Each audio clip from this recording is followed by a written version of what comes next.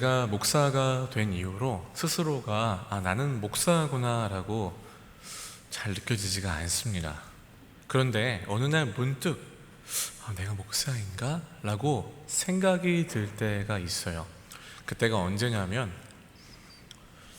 우리 권사님들이나 연세 드신 집사님들을 바라볼 때 귀여워 보일 때가 있어요. 오해하지 마시고 들어주세요. 제가 이렇게 교만해서 귀여워 보인다는 그런 뜻은 아니고요. 어떤 시인이 그런 얘기를 했어요. 한 사람이 온다는 것은 그 사람의 인생이 오는 것과 같다. 그냥 뵈면은 이런 권사님이 계시지, 이런 집사님이 계시지, 예전엔 이랬는데요. 이렇게 볼 때 그분의 인생에 담긴 이야기들, 그 집의 사연들, 그분이 어렸을 때도 지금은 이렇게 어른이시고 또 이렇게 연세가 있어 보이지만 예전에는 누군가의 또 아름다운 딸이었고 귀여운 아들이었고 똑같은 인생을 살아오셨겠구나, 이런 어떤 인생들이 좀 이렇게 생각이 될 때가 있어요. 그래서 그냥 그렇게 열심히 살아가고 그 삶의 무게를 지고 낑낑거리면서 가는 그 모습 자체가 귀해 보이고 응원하고 싶고 그런 마음이 들 때가 있어요. 하나님께서 나같이 아직도 미련하고 아직도 연약하고 또 나이도 많지 않은 나에게 이런 마음을 주시는 것은 주의 교회를 열심히 섬겨라, 그런 마음에서 주시겠구나, 이런 생각이 듭니다. 그래서 저는 우리 교회에 이렇게 예배에 나오시는 분들 뵐 때마다 참 귀하다, 아름답다라는 생각이 듭니다. 우리 이 시간 좌우에 계신 분들 바라보시면서 아름답습니다, 한번 인사 한번 해볼까요? 예, 아름다우십니다. 예, 아름다우십니다. 예, 영혼을 담아서 하셔야 돼요. 예. 이 내면 안에 있는 그 영혼을 바라볼 줄 아셔야 됩니다. 이 영혼이 지금 어떻게든 하나님께 나아가려고 그 은혜를 사모하고 나아갔구나, 이런 것들을 볼 때 우리 마음 가운데 이분이 참 귀하다 생각이 듭니다. 여러분, 아름답다는 말, 또 누군가 나를 칭찬해 주는 말을 들으실 때 기분이 어떠세요? 좋으시죠? 좋으실 거예요. 칭찬을 싫어하는 분들은 별로 없는 것 같습니다. 칭찬은 고래도 춤춘다고 하죠. 그만큼 이걸 거꾸로 뒤집으면 어떤 말이냐면 세상 살면서 누군가에게 칭찬받고 인정받기가 참 쉽지 않다, 우린 그런 세상에 살고 있다 라고도 이렇게 생각할 수 있습니다. 그러니까 어때요? 내 마음이 허전한데 누가 나한테 와서 칭찬해주고 인정해주면 권사님 오늘 옷이 너무 예뻐요, 집사님 오늘 이렇게 멋있어 보이세요, 이런 말, 이게 진짜 나한테 정말 그렇게 해서 하는 말이 심지어 아닐지라도 기분이 좋습니다. 좋아요.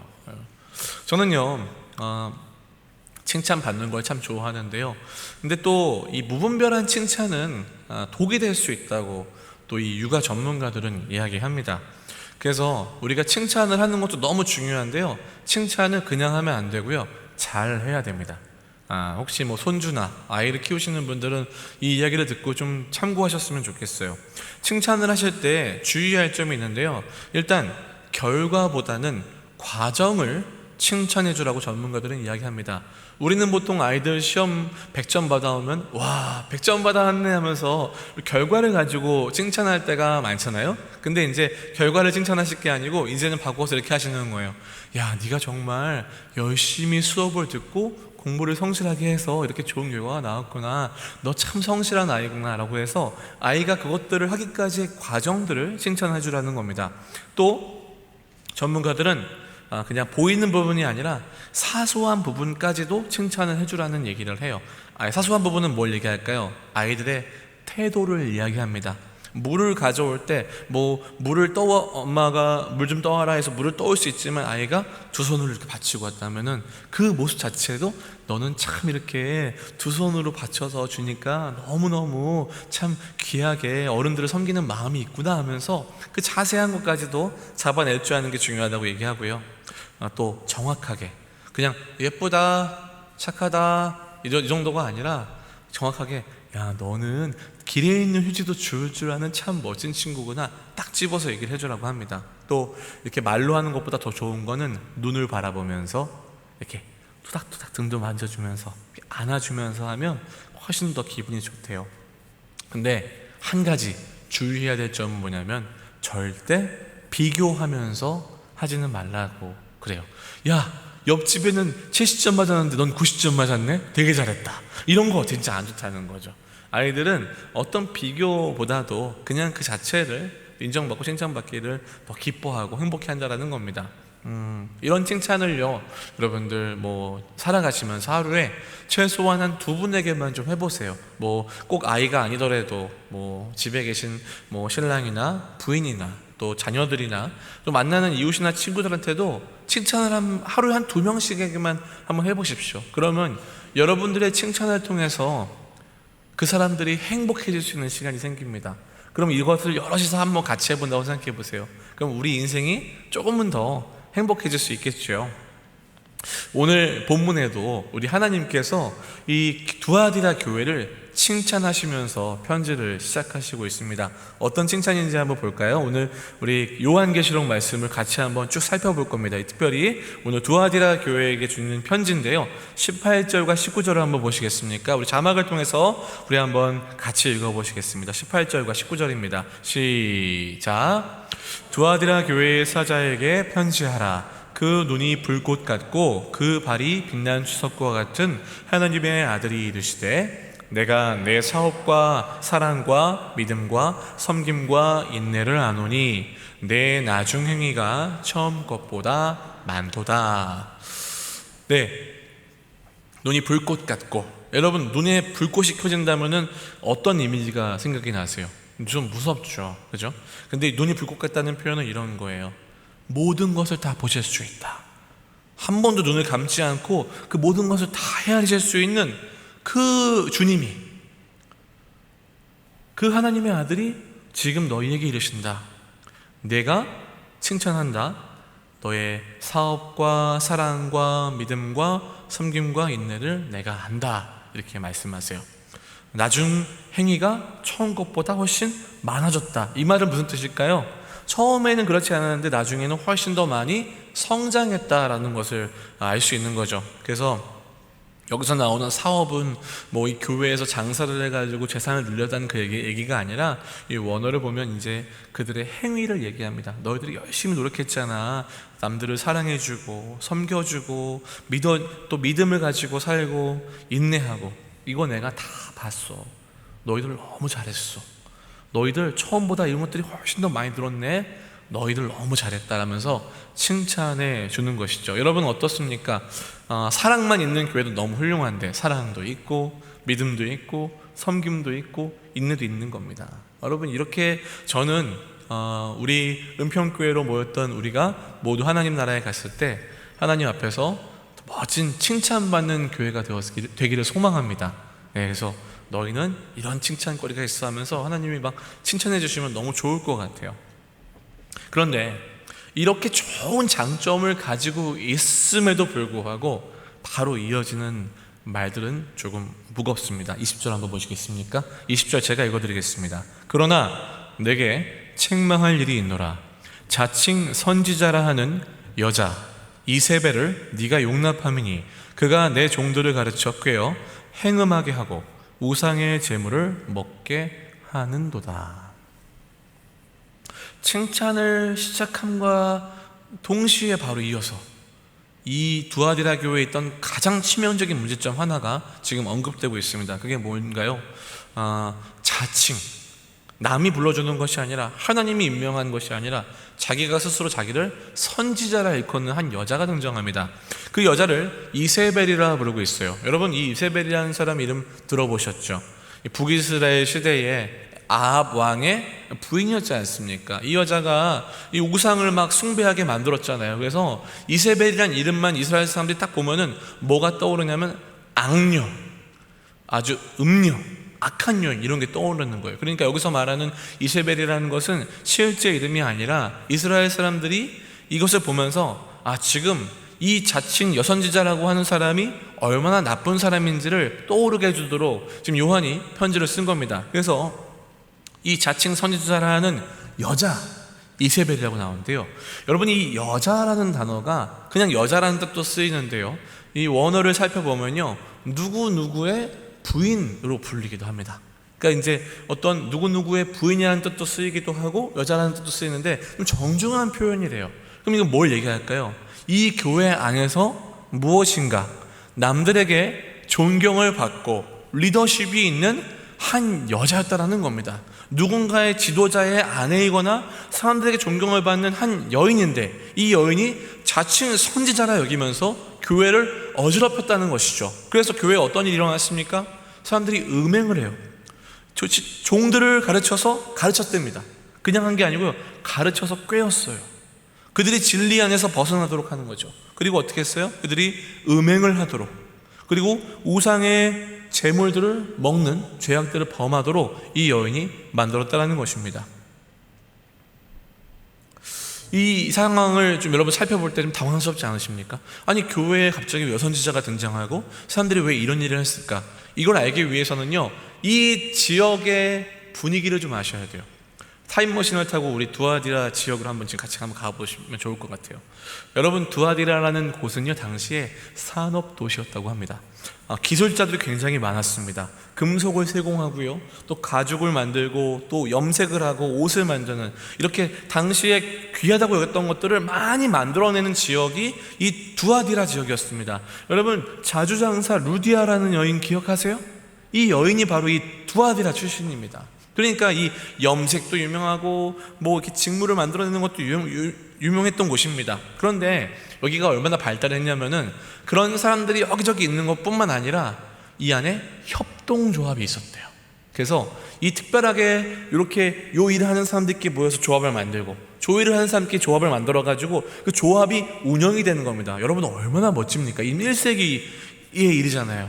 지금 이 역사가 굉장히 한 2000년 전으로 갔음에도 불구하고 그 당시에도 이렇게 협동조합이 운영되어서 그 지역의 산업이 발달하고 있었다는 거예요. 엄청나게 사실은 대단한 거죠. 그런 도시예요. 산업화된 도시입니다.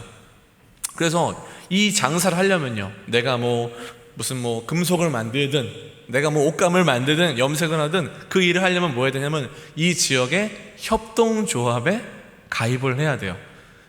제가 얼마 전에 그 한 드라마를 봤는데 제주도로 배경이 나오는 드라마였어요. 해녀들이 나오더라고요. 여러분 해녀들이 물질을 하려면 혼자 가능할까요? 그거 안 되겠죠. 그 어촌계에 들어가서 그 물질하는 해녀 그룹에 들어가야 할 수 있다고 그래요. 마찬가지로 여기서도 그 조합에 들어가야만 그것을 할 수 있도록 허락해 주는 거였어요. 그러니까 먹고 살려면 그 조합에 가입이 돼야 되겠죠. 그런데 문제는요, 이 조합마다 믿는 신이 다른 거예요.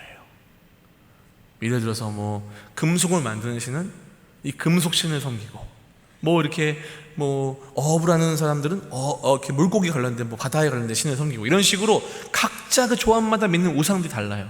그리고 그 조합으로 모이면 이 사람들이 특별한 절기마다 같이 밥도 먹고 모임을 하는데 거기서 끝나는 게 아니에요. 우상한테 마치 고사 지내듯이 제사도 지내고 그 제사 지내 음식도 막 나누어 먹고, 거기서 끝나는 것이 아니라 거기서 행음을 하기 시작합니다.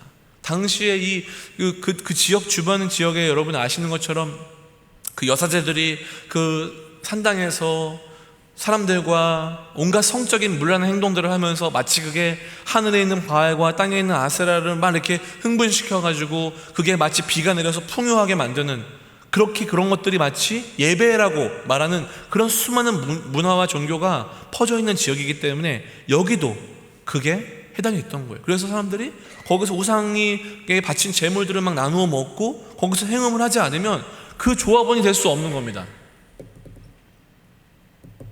여러분 만약에 여러분들이 지금 두아디라 지방에 살고 계신 분들이라고 생각을 해보세요. 먹고 살아야 되잖아요. 여러분들 어떻게 하시겠습니까?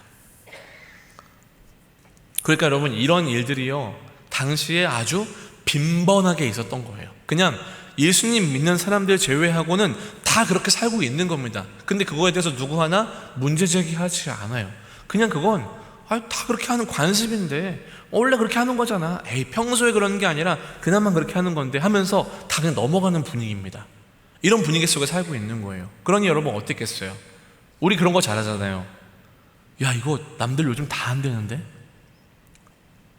이거 남들 다 가지고 있다는데? 그럼 어때요? 나도 해야 될 것 같잖아요. 나도 가져야 될 것 같잖아요. 여기 당시에 그런 분위기예요. 저는 지난번 그 옆집 사는 김 씨가 그 조합에 들어갔는데 그 조합에 들어갔더니 벌이가 2배가 됐대. 그럼 어때요? 나도 그 조합으로 옮길까? 그런 마음이 들잖아요. 여러분, 이런 분위기 속에서 교회에 등장한 여인이 이세벨입니다. 이 여인이 뭐라고 얘기를 하는 거예요? 사람들한테 내가 하나님의 음성을 들었다, 하나님께 말씀을 받았다고 하면서 사람들 가르치기 시작했습니다. 당시 교회는 이렇게 멋지게 되어 있지도 않았어요. 성경책도 제대로 없었잖아요. 그죠? 이방 땅이고 소아시아고 우리가 믿는 것처럼 뭐 신학교가 있어가지고 목사님들도 있고 뭐 총회가 있고 노예가 있어가지고 교리를 지킬 수 있고 이런 게 전혀 없었어요. 그냥 막 누가 들어오면 엉뚱한 얘기하면 사람들 막 쓸려가는 그런 분위기 속에 있었던 거죠.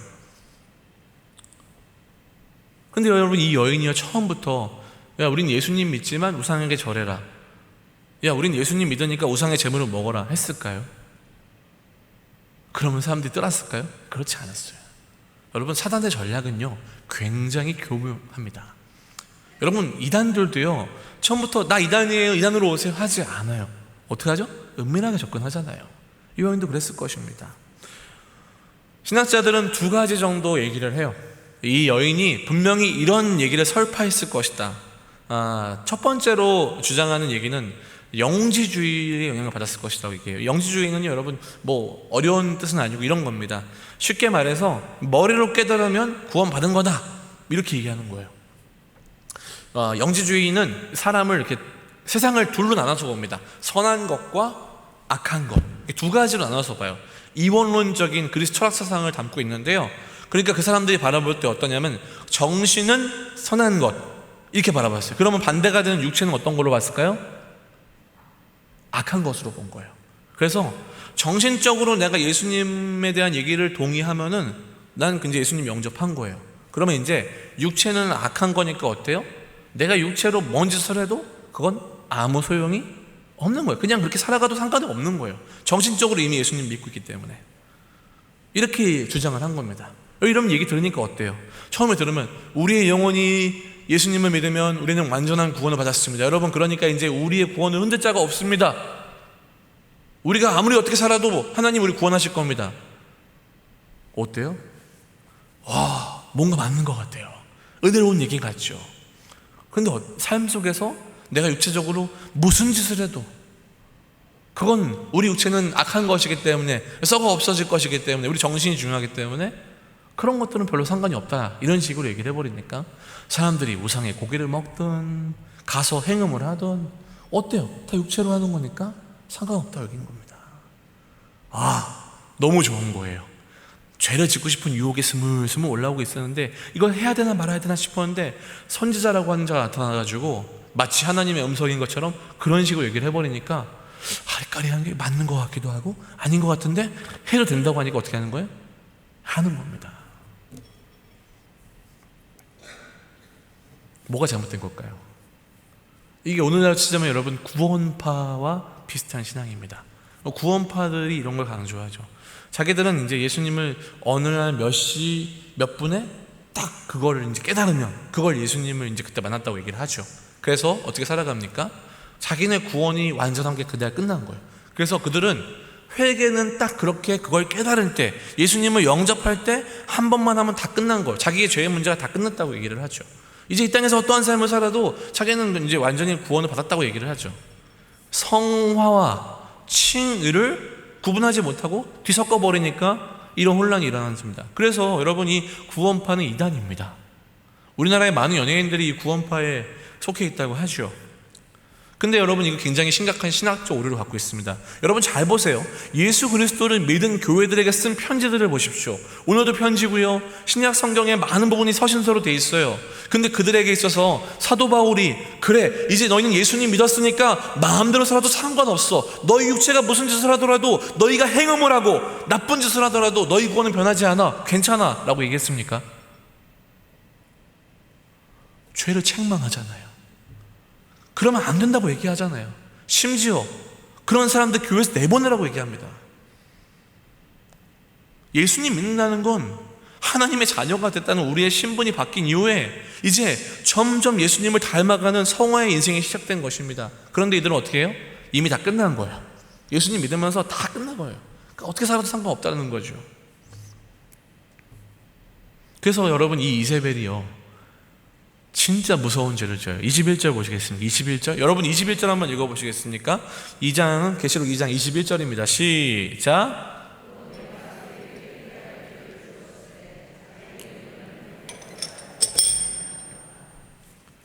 회개할 기회가 있어요. 그거 아니야. 돌이켜라. 근데 어떻게 해요? 자기는 회개할 필요가 없는 거예요. 정신적으로 이미 자기는 하나님을 알고 있고 깨달았으니까 내가 더 이상 회개를 왜 합니까? 회개를 거부했습니다. 무서운 죄죠. 무서운 죄악입니다. 또 한 가지 추측해 볼 수 있는 것은요, 이것과 연결된 세속주의입니다. 여러분, 두아디라 지역은 여러분이 아까 제가 들려드렸던 것처럼 산업도시라고 말씀드렸죠. 여러분, 우리나라에도 산업도시들이 있습니다. 그죠? 어디가 있나요? 저기 거제도 포항 이쪽 가면은 제철이나 조선소가 굉장히 발달해 있잖아요. 특정 지역에서는 특정 산업이 발달하는 도시들이 있어요. 여러분, 제가 들었는데요, 그쪽은 굉장히 또 이 도시도 발달돼 있다고 하더라고요. 산업화가 될수록 도시가 많이 발달된대요. 왜냐하면 사람들이 가지고 있는 기술과 여러 가지 어떤 그런 것들이 이렇게 높아질수록 부도 높아지고 명예도 높아지면서 사람들이 자신들의 욕망을 구체화시키는데 그것들을 많이 쓴다라는 것입니다. 그래서 요즘에 상업화된 도시들 보면요, 굉장히 도시들이 발전되어 있기도 하지만 음란한 문화들도 함께 발전돼요. 여러분 분명 아실 것입니다. 땅값이 높은 동네들일수록 이 음란한 문화도 함께 발전됩니다. 경제적으로 빠른 속도로 많은 문물들이 오가고 있는 지역이에요. 원래 여러분, 이 두아디라 지역은요, 그렇게 대단한 도시가 아니었어요. 처음부터.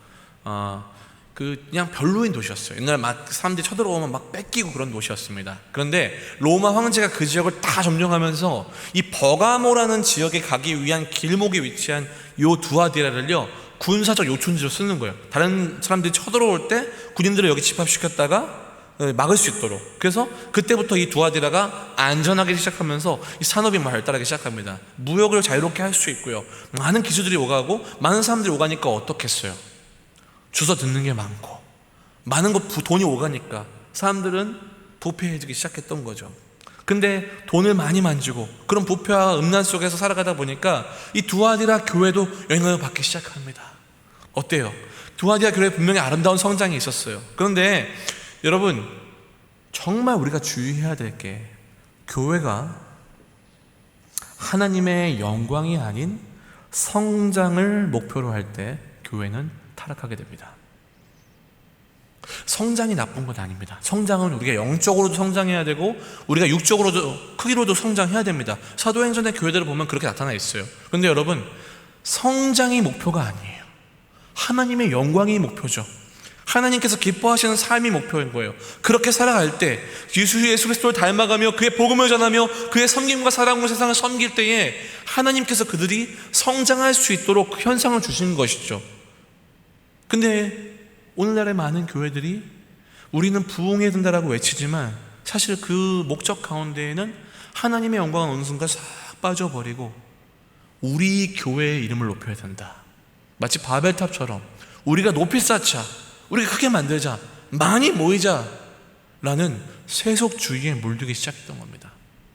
많이 모이는 게 나쁜 게 아닙니다. 여러분, 커지는 게 나쁜 게 아니죠. 문제는요, 하나님이 기뻐하시는 방법과 그 뜻대로 가서 하나님이 그 결과를 만들어 주시는 것이 아니라 내가 내 힘과 내 방법으로 해보겠다라는 것이죠. 여러분, 그럴 때 어떤 일이 일어나는지 아십니까? 교회가 어떤 잘못을 해요. 잘못할 수 있죠. 어떤 큰 실수를 벌였습니다. 목회자가 어떤 범죄에 연루되었습니다. 그럼 어떻게 해야 되나요, 여러분? 교회가 함께 금식을 선포하고 엎드려야 되지 않겠습니까? 그게 맞는 거 아니에요? 같이 가슴을 치며 울어야 되는 거 아닙니까? 근데요, 우리 목사님, 우리 장로님, 우리 집사님, 나는 이해할 수 있어요. 괜찮아요. 우리가 지금 몇 명이 모이는데, 우리 교회 1년 재정이 얼마인데, 우리 교회가 얼마나 많은 일을 하는지 아십니까?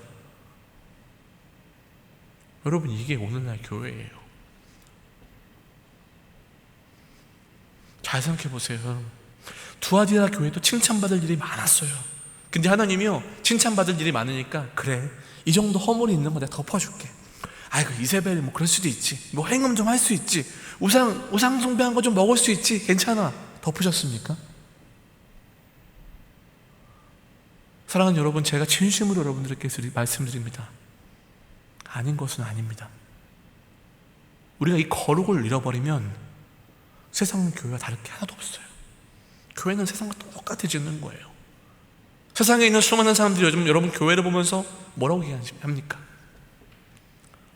욕하죠. 비난하죠.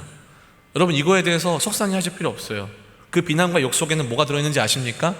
원래 교회는 그런 거 아니잖아. 원래 교회는 선한 거잖아.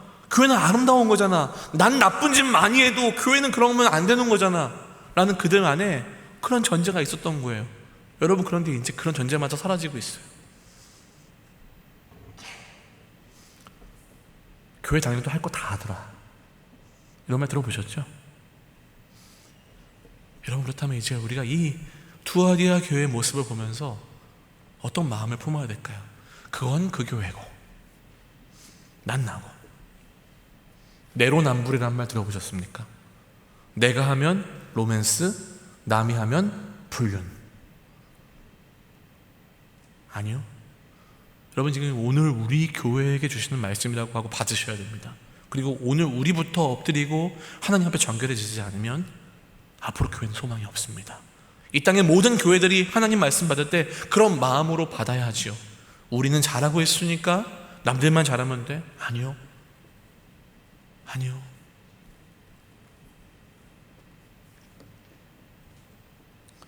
하나님은 이렇게 회개하지 않고 여전히 진리에 돌아서지 않는 그들에게 무서운 심판이 있음을 경고하십니다. 22절과 23절입니다. 제가 읽어드리겠습니다. 볼지어다, 내가 그를 침상에 던질 터이요, 또 그와 더불어 간음하는 자들도 만일 그의 행위를 회개하지 아니하면 큰 환난 가운데 던지고, 또 내가 사망으로 그의 자녀를 죽이리니 모든 교회가 나는 사람의 뜻과 마음을 살피는 자인 줄 알지라. 내가 너희 각 사람의 행위대로 갚아주리라. 여러분, 이 말씀을 오해하지 마셨으면 좋겠어요. 여러분, 이 말씀을 통해서 지금 협박하는 것이 아닙니다.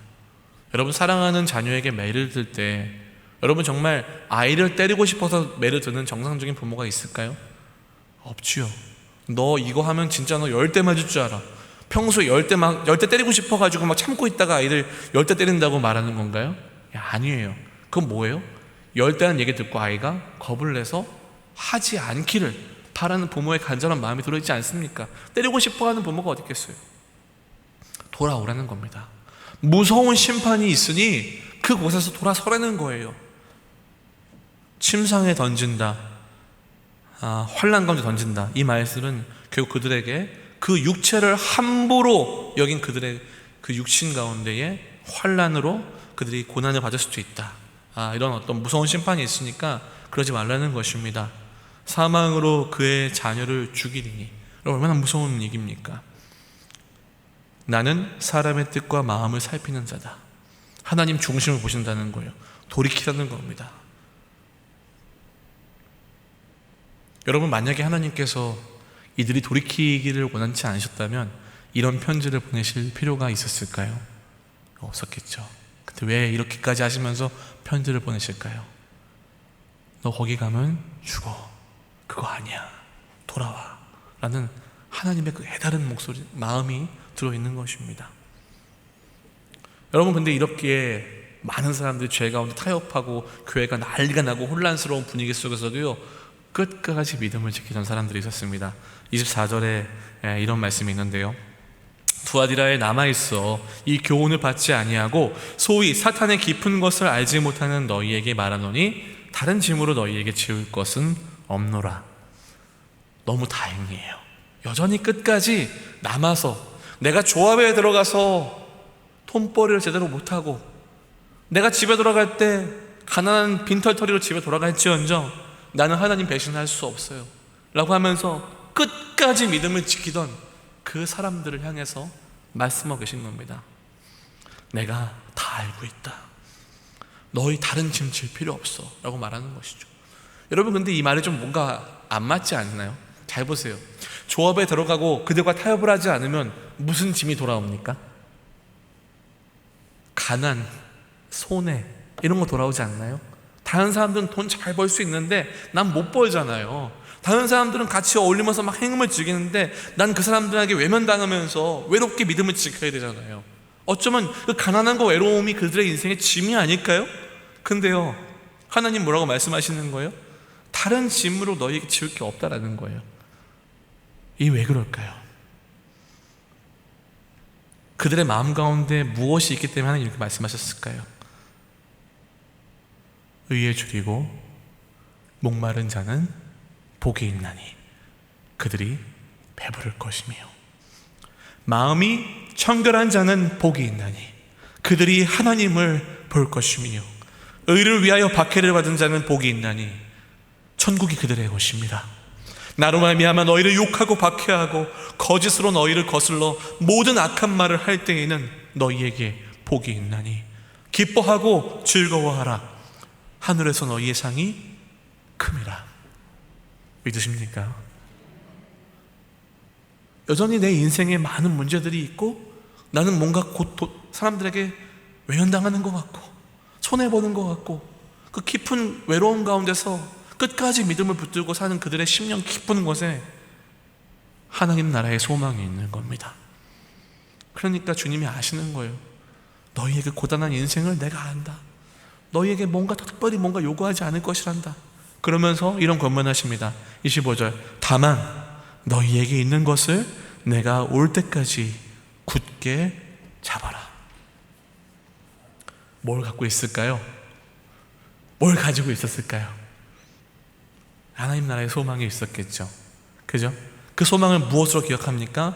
우리 주님 주신 말씀으로 기억해요. 여러분, 그러니까 우리 이렇게 강단에서 듣는 말씀, 여러분 성경 통독하시면서 읽으시는 말씀 그냥 흘려보내지 마시고 꽉 붙드는 인생 되시길 축원합니다. 그 말씀 붙드셔야 돼요. 여러분, 그 말씀이 매일 공급될 때마다 그냥 그러려니 하고 터버리지 마시고 내가 꽉 움켜잡는 거예요. 오늘 나를 침몰되게 하지 않는 하나님이 나에게 주신 정말 이 줄이라고 생각하시고 생명줄이라고 생각하시고 꽉 붙들고 사시는 거죠. 여러분, 그리고 우리가 혼자 살아갈 수 없기에 우리를 고와 같이 두지 아니하시고 주님께서 우리에게 누구를 보내셨습니까? 성령을 보내셨습니다. 여러분, 성령을 의지하시는, 성령을 붙드시는 인생 되기를 축원합니다. 우리 예수님 뭐라고 말씀하셨어요? 내가 가고 그가 너희에게 오는 것이 너희에게 유익이 있다. 성령이 지금 우리에게 함께하는 것이 지금 예수님이 내 옆에 계신 것보다 더 큰 유익이 있는 정도라면 여러분, 그 복을 왜 안 누리십니까? 성령과 함께하는 인생 되시길 축원합니다. 성령과 함께하는 인생 어렵지 않습니다. 육체의 소욕을 내려놓을 때에, 내 욕망을 내려놓을 때에 내 안에 계신 성령께서 내 안에 아름다운 일들을 행하시기 시작합니다. 착한 일을 행하시기 시작합니다. 나로 하여금 하나님 더 사랑하게 하시고 그 말씀을 더 기억나게 하셔서 진리의 길로 한 걸음 한 걸음 나아갈 수 있도록 나의 삶을 복되게 하시는 분이 우리 성령인 줄 믿습니다. 우리가 힘들 때마다, 나약해질 때마다 도와주세요 성령님, 나 이렇게 속상해요 성령님, 붙들 때마다 나를 떠나지 않으시고 365 24시간 나와 함께 하시며 나의 구원의 보증이 되어주시는 이 성령님을 붙드시는 우리의 인생이 되었으면 좋겠습니다. 여러분, 그리고 우리의 인생 하나하나 가운데는 하나님이 이 땅에 여러분들을 보내신 사명이 있습니다. 누구 하나 우연히 태어난 인생이 없어요. 누구 하나 그냥 흔하게 그냥 아무 의미 없이 없다가 왔다가 가는 인생은 한 명도 없습니다. 각자 여러분 인생은요 하나님의 사명을 가지신 분들이에요. 믿으십니까? 우리 이렇게 한번 말씀했으면 좋겠습니다. 나는 사명자입니다. 나는 사명자입니다. 하나님의 사명이 나에게 있습니다. 여러분, 위대하신 분들이에요. 집에서 설거지하고 걸레질하고 빨래 넣는다고 여러분 우습게 보시면 안 됩니다. 하나님의 위대한 사명을 갖고 태어나신 존귀한 분들이에요. 그렇기 때문에 우리 원로 목사님께서 항상 말씀하셨죠. 사명 있으면 죽지 않아. 기억나시나요? 살아있는 동안 하나님께서 맡기신 사명이 있으면 그거 감당해야 된다는 것이죠. 우리에겐 그런 사명이 있습니다. 이 땅에 태어나 하나님을 알고 하나님 믿고 그 영광을 위해 살아가며 예수의 사랑을 전하는 복된 사명이 우리에게 있습니다. 여러분, 이 사명을 붙드시기를 축원합니다. 이렇게 살아가는 자들에게 놀라운 축복의 약속을 해주셨어요. 보시면요,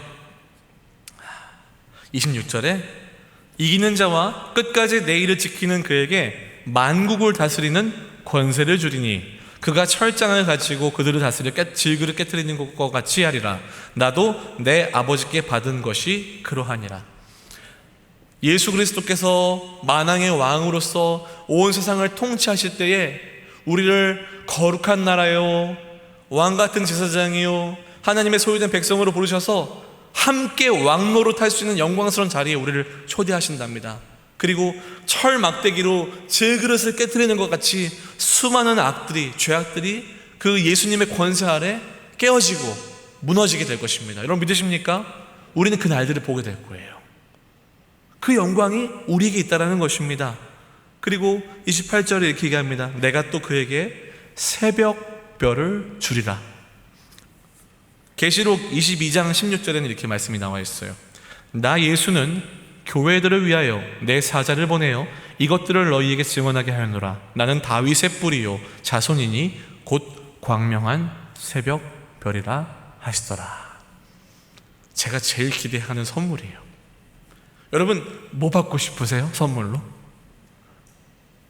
현금이요? 로또 복권이요? 예쁜 옷이요? 멋진 명품 가방이요?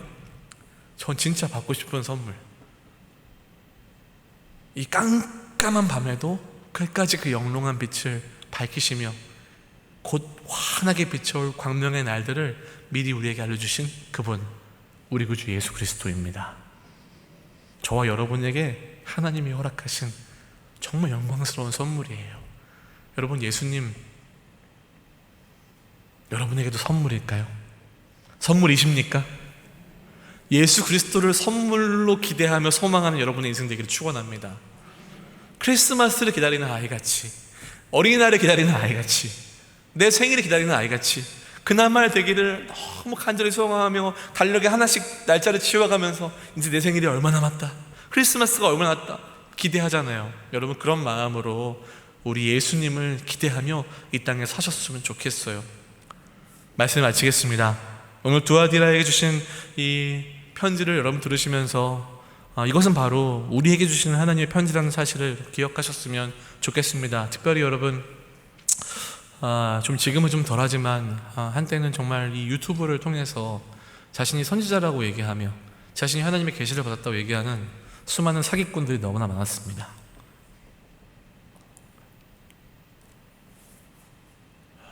속상한 건 그것을 듣고 믿고 퍼나르고 공유하고 교회에서 주시는 하나님 말씀이 아니라 그것들을 더 의지하고 그것들에 동요되는 사람들이 생각보다 꽤 많았다는 거예요. 여러분, 하나님께서 여러분에게 교회를 허락하신 이유는 이 교회를 통해 영적으로 먹으시겠다는 것이거든요. 여러분, 교회를 통해 하나님 말씀의 양식을 누리시기를 축원합니다. 불량식품이 너무 많아요. 집밥을 먹어야 될 때입니다. 우리가 사는 이 시대에도 두아디라 지역과 크게 다르지 않은 것 같아 보입니다. 탈세를 하고 편법을 저지르고 불법을 저지르지 않으면 남들보다 손해볼 수밖에 없고 남들한테 목소리를 크게 내야만 내 권리를 찾을 것만 같은 그런 세상을 우리는 살고 있습니다. 여러분, 그런 세상을 살고 있는 우리에게, 은평교회에게 오늘 하나님은 편지를 보내셨습니다. 자, 여러분은 이제 어떻게 사시겠습니까? 우리의 심령은 주의 것입니다.